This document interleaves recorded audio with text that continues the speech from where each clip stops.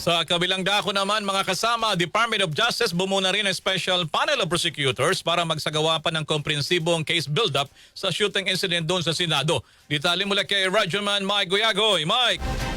RNN Live Report! Bumuo na ng special panel of prosecutors sa Department of Justice para makapagsagawa ng komprehensibong case build-up at investigasyon sa naganap na shooting incident sa Senado.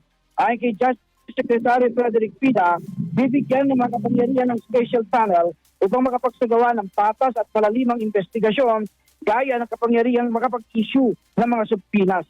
Inatasan din ng DOJ ang NCRPO, ang Pasay Police, ang SOCO at National Bureau of Investigation na ipreserba ang mga ebidensya at isumite sa loob ng 48 oras.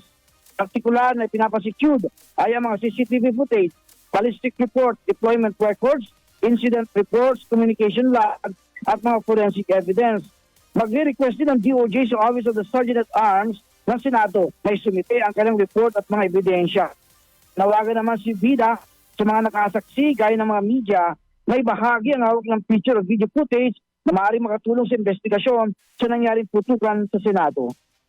NCRPO, the Pasay City Police Station, as well as the National Bureau of Investigation to preserve and submit within 48 hours from receipt of the order all relevant evidence and records pertaining to the series of events that transpired at the Senate complex from May 11 to May 14, 2026. Likewise, the DOJ shall request the Office of the Sergeant at Arms through the Office of the Senate President to submit a report and turn over all relevant pieces of evidence in its possession and control.